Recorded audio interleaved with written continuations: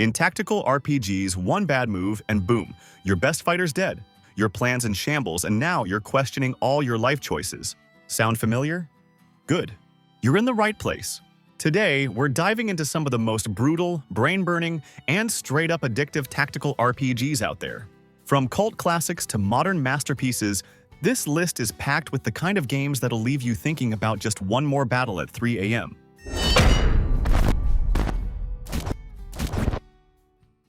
Hey guys, real quick. If you're looking to buy games without breaking the bank, you need to check out Instant Gaming. They offer instant digital downloads. You buy it, you play it. No waiting, no nonsense. With over 15,000 games and entertainment products all discounted, it's one of the best places to build your collection. It's not a marketplace. They don't allow third-party sellers, so every key comes from trusted and original sources. Still unsure? They've got over 754,000 positive reviews on Trustpilot, with a 4.7 average score, and offer 24/7 human support if anything goes wrong. I use it myself, and it's a great way to support the channel. Just click the link below before your next purchase. Let's get back to the video. XCOM Enemy Unknown is the kind of game that makes every decision feel like it matters. You're not just sending a squad into battle, you're managing an entire planetary defense effort. The game starts by giving you command of a secret military organization, and from that point on, you're responsible for research, engineering, satellite coverage, soldier recruitment, and global panic levels all at once. Ignore one element, and the whole system starts to fall apart fast. You need to build facilities underground, connect power grids, and assign engineers and scientists based on your long-term plan. Want better weapons? You'll need research labs. Want to build those weapons faster? Better get more engineers. But if you expand too fast, you won't have enough cash to sustain it. Combat plays out in turn-based missions where positioning and cover are everything. Each soldier has action points to spend on moving, attacking, or using abilities, but here's the kicker. There's no undo button. Every shot you take has consequences, and if a soldier dies, they're gone for good. And if it's someone you've promoted and customized over multiple missions, that loss cuts deep. There's also a system called Fog of War, which hides enemy positions until your squad spots them. That means every step forward is a gamble. Push too fast, and you might trigger multiple enemy pods at once, overwhelming your squad, but play too cautiously and civilians die, or objectives are lost. On top of all that, soldiers gain experience and unlock unique abilities depending on their class, like snipers with long-range death zones or heavies with rocket launchers that can blow through cover. Then came the expansion Enemy Within, and it took everything up a notch. It added a ton of new systems that changed how you played from the ground up. The biggest one was the Meld resource, which pushed players to move more aggressively during missions. Meld canisters self-destruct after a few turns, so if you want to upgrade your soldiers with gene mods or mechanized exosuits, you've got to move fast and take risks. Gene mods let you enhance soldiers with insane upgrades like super jumps, mimetic camouflage, or boosted aim. On the other side, the mech troopers are basically walking tanks. Once a soldier loses their limbs, they can be rebuilt into full-on robotic warriors with devastating area attacks and tons of armor. The expansion also added the Exalt faction, a rogue human group that forces you into covert missions and changes how intel and sabotage are handled.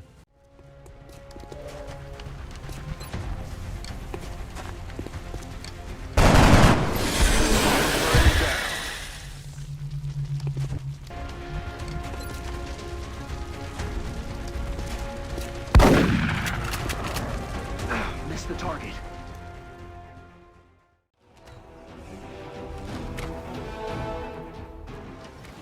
Pathfinder Wrath of the Righteous throws you into a brutal war between mortals and demons. But what sets it apart is how much control you have over your identity and your path.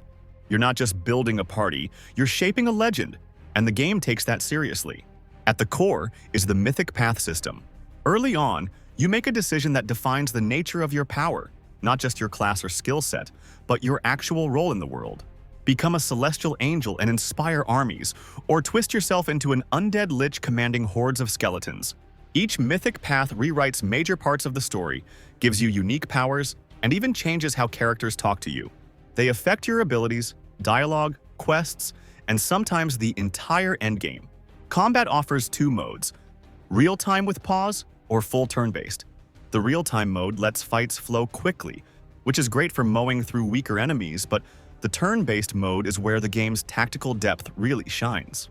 You can position units tile by tile, manage spell ranges and initiative order, and squeeze every advantage out of your builds. The character creation is on another level. It's based on the Pathfinder tabletop system, and it gives you access to dozens of base classes and hundreds of ways to multiclass. Every stat, feat, and spell matters. You can build a frontline mage that uses armor and scythes, or make a rogue who doubles as your party's healer. Outside of battle, there's a full-scale crusade system where you manage armies and territories across the map. It's like a mix of turn-based strategy and resource management, layered on top of the RPG systems. And replayability isn't optional here. With 10 mythic paths, branching quests, and companion loyalty tied to your moral choices, a single playthrough barely scratches the surface.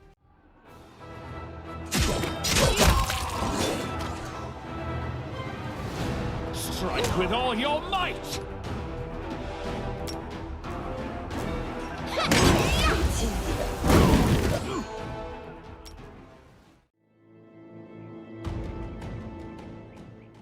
Battle Brothers doesn't sugarcoat anything.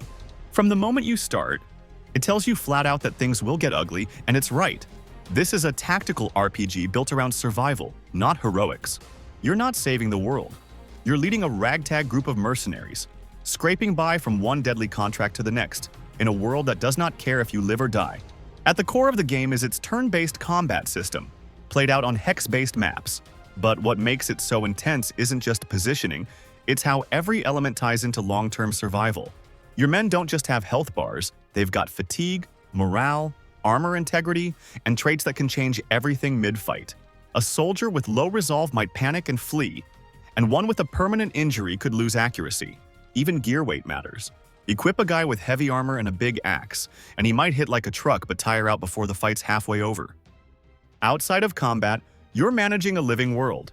The map is fully open and moves in real time while you travel. Towns rise and fall, roads are patrolled or overrun, and if you ignore a region too long, it might be swallowed up by undead or raiders.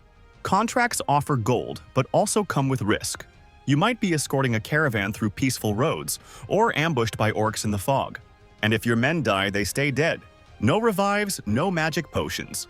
You bury them, loot their corpses, and hire replacements, if you can afford it, of course. Customization is huge. You can start with different origins like cultists, nobles, deserters, or even a group cursed by fate. And each origin shifts the rules. Some give you elite soldiers but strict limits. Others make everything chaotic and unpredictable. There's also a massive perk system tied to level ups. Every brother can be shaped into a specific role, like tank, archer, duelist, support, but they'll only get there if they live long enough. You'll find yourself growing attached to certain veterans, only to lose them in a brutal ambush or a miscalculated move, and that loss hits hard. It isn't just numbers on a screen, it's hours of investment gone in a single turn.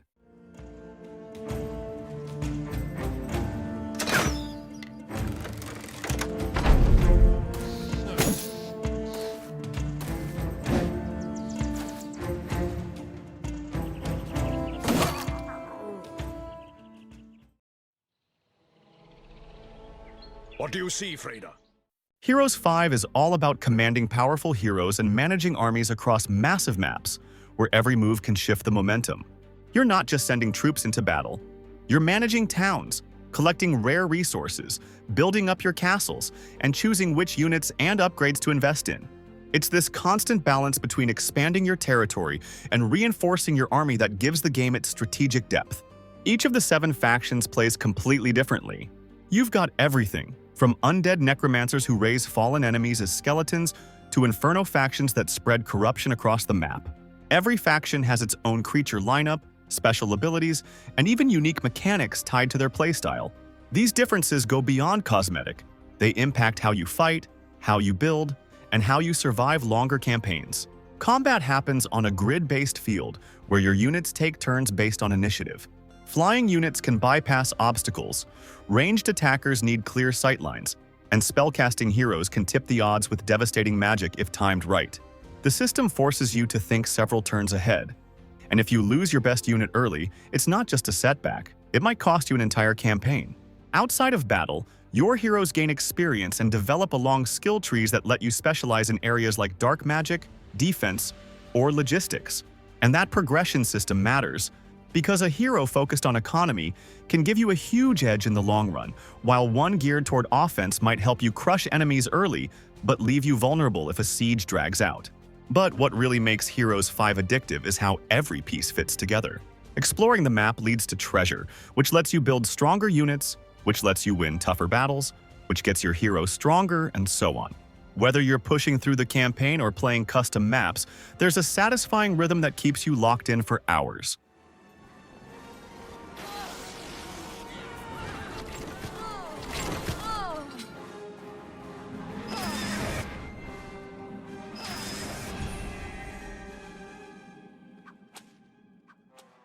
If you're still watching and haven't dropped a like yet, come on!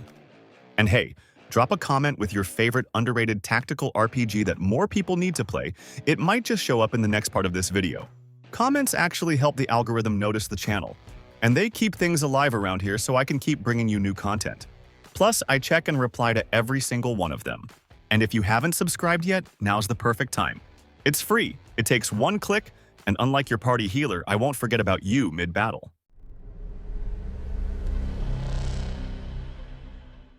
Chaos Gate Demon Hunters throws you straight into a desperate war against a cosmic plague called the Bloom. And every mission feels like a brutal chess match where the stakes are planetary extinction. You control a squad of Grey Knights, genetically enhanced warriors trained to fight the horrors of chaos, and the way you build, command, and upgrade them defines whether you crush the enemy or get torn apart piece by piece.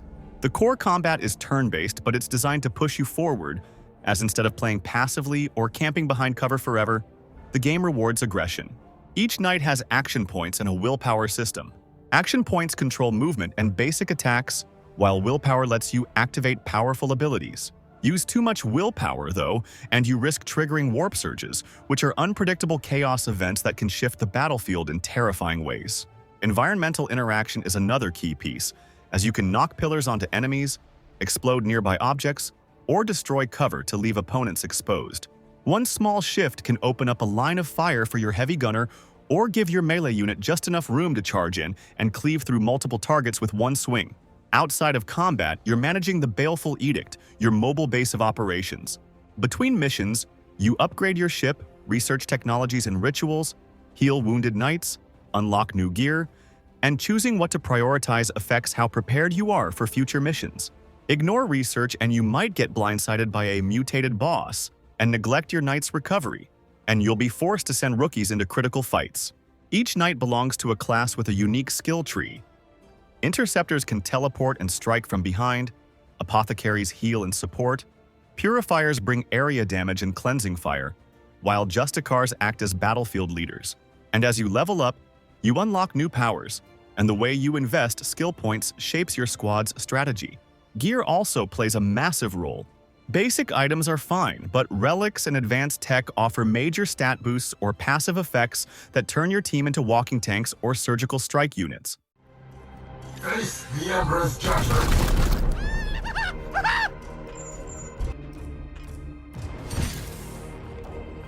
Justice!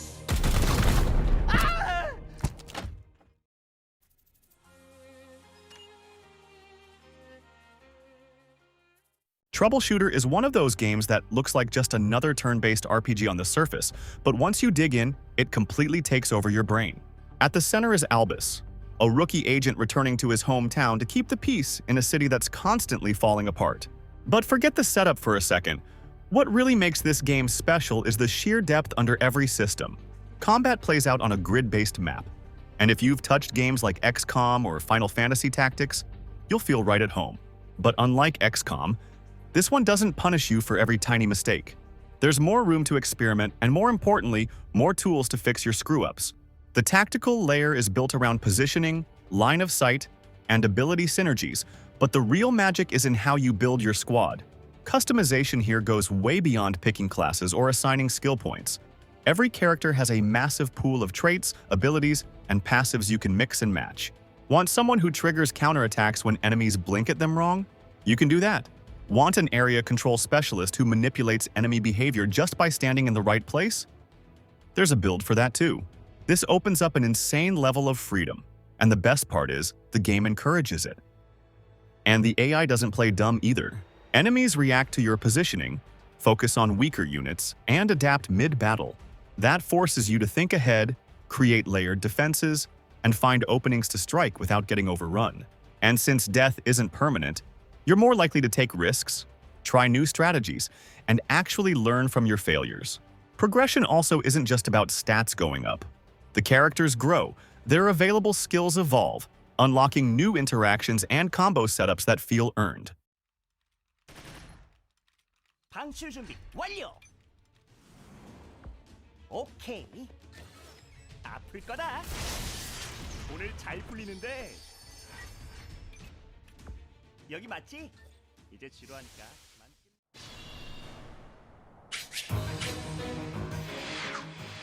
Fire Emblem Three Houses is one of those rare tactical RPGs that pulls you in with strategy, but keeps you hooked with everything else. The core combat sticks to the traditional grid-based format, where positioning, weapon type, and unit class all play a massive role. But what gives it depth is how much control you have over building each character. You don't just recruit students. You mentor them, shape their stats, and guide their class progression based on how you train them during the week. Instead of just picking a class from a menu, you need to level up specific skills tied to weapons, magic, or movement styles. If you want someone to become a cavalier, you'll need to focus on riding and lance proficiency. Want them to go down the mage path? Then get them studying reason or faith magic during lesson plans. It turns every unit into a long-term investment, and small decisions early on can completely change their role later in the game. Outside of combat, you're managing time at the monastery. You explore the grounds, talk to students, build support levels, and even have meals together to raise morale. All of that affects how well units perform in battle, how motivated they are to train, and even which storyline paths become available to you. The school itself becomes your central hub. You choose how to spend your time, like teaching, fishing, gardening, or doing side quests. Every week is a cycle of preparation leading up to the next major fight. And it's not just downtime between missions. It's where you build the emotional bonds that make the consequences of war hit harder later on. The branching narrative also gives each house a totally different experience. The Blue Lions, Golden Deer, and Black Eagles aren't just factions, they offer unique missions, perspectives, and story twists. That adds a ridiculous amount of replay value, especially when you realize how the same war plays out so differently, depending on your choices. I will aid you. It's our chance to prevail. Who's next?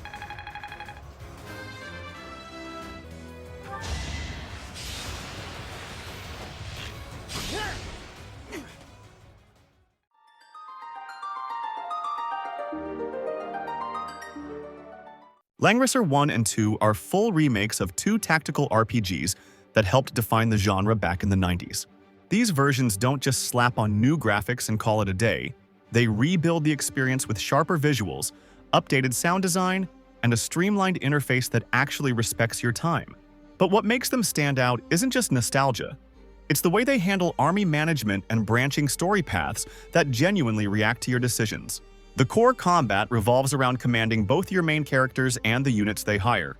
Each hero can recruit mercenaries for a fee, and those troops act as their support during battles.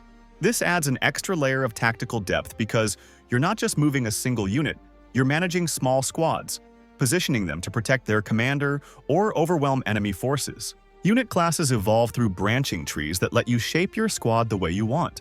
You might start with a simple infantry unit, but depending on your choices, that soldier can turn into a heavily armored knight, a mage, or even a flying unit. These choices matter because every class has specific strengths and weaknesses. Archers can shred flying enemies, cavalry can overrun ground troops, and magic users can completely change the tide with wide-range spells. It's all about finding synergies and countering enemy formations before they wreck your game plan. Outside of combat, the games feature multiple story routes with radically different outcomes. Your choices during key missions influence which factions you align with, who lives or dies, and even how the final battles play out. This gives the game serious replay value, especially if you enjoy seeing how different strategies and alliances reshape the experience. Visually, the games go for a colorful anime-inspired style that fits the tone without trying too hard to look modern. Character portraits are expressive. The sprite work during battles is clean, and the soundtrack delivers a good mix of intensity and nostalgia.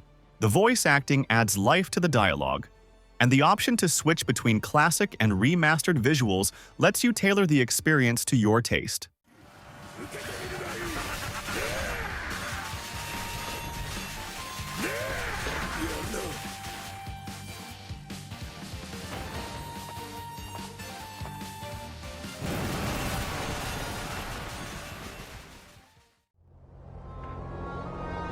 In the dark days of centuries past, Felseal Arbiter's Mark blends classic tactical RPG design with layers of customization that give you real control over how every battle plays out. Set in a world still recovering from a cataclysmic war that gave rise to the Immortals, powerful beings who now rule as guardians of peace, the game throws you into the role of Kyrie, an Arbiter. Basically a high-ranking enforcer for the Immortals who now keep order across the land. But things aren't as stable as they look. Corruption is bubbling under the surface, and Kyrie quickly finds herself caught between following orders and doing what's right. At its core, it uses turn-based grid combat, where positioning and movement are just as important as damage output.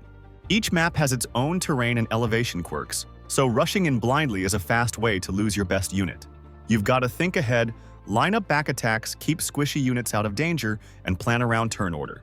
But the job system is the real heart of the game. You start with basic roles like Mercenary or Mender, but as you fight, you gain job points that let you unlock and level up new classes.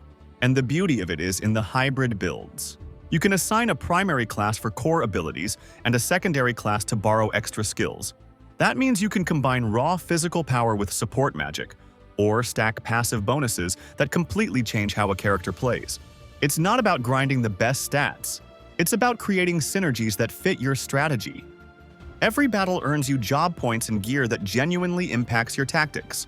And if one strategy isn't working, you've got tons of tools to adapt, respec, and pivot in a new direction.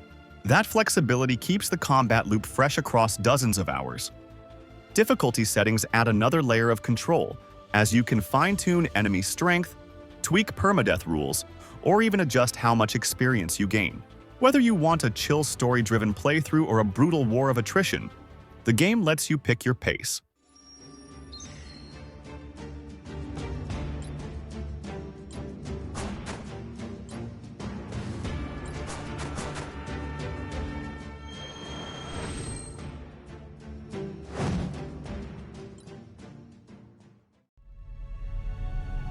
The Elysian Parks must wait. Age of Wonders Planetfall is what happens when a strategy game decides to ditch slow pacing and bring real tactical intensity to the table. Set in the ruins of a collapsed interstellar empire, it throws you into a chaotic galaxy where different factions are scrambling to rebuild power, each one with its own bizarre tech, twisted ideology, and deadly playstyle. You're not just exploring and expanding, you're surviving, adapting, and fighting wars that feel personal. The game blends large-scale empire management with deep, turn-based tactical combat. On the strategic layer, you're building cities, researching technologies, managing economies, and engaging in diplomacy. But what gives Planetfall its bite is how everything you do outside of combat directly shapes how you fight. You're not just training troops, you're crafting them. Units can be modified with gear and enhancements that give them unique abilities, resistances, or entirely new roles in battle. A regular infantry squad can turn into a stealth flanking nightmare or a frontline tank, depending on how you build them. Hero units act like commanders or champions and can be kitted out with weapons, mounts, armor, and skill trees that make them the backbone of your army. These heroes can completely shift the momentum of a fight if built right. The combat system itself is grid-based, with cover mechanics, overwatch, flanking bonuses, and abilities that create synergies between units. This makes positioning, timing, and preparation just as important as raw stats. Diplomacy here isn't just a side activity, it's a real tool. You can form alliances, trade tech, provoke rivals, or manipulate neutral factions to gain unique units, bonuses, or even annex them into your empire over time. And the AI knows how to use these systems too. And if you're careless, it will outmaneuver you politically or tactically. The campaign is long and reactive. Your choices in missions affect what resources you get, how factions treat you, and even what kind of ending you'll face. Plus, the variety of factions keeps the experience fresh. Each one plays radically different, from biotech cults that mutate their soldiers to cybernetic machines that digitize everything they conquer.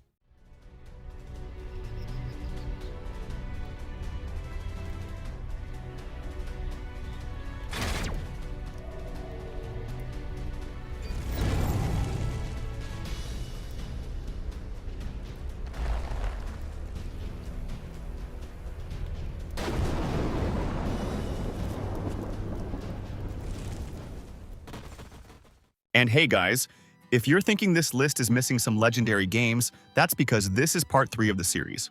So if you want even more solid recommendations, check out the other 2 videos popping up on your screen right now. And of course, don't forget to hit that subscribe button and drop a comment on all the videos to help your buddy Sage keep this going.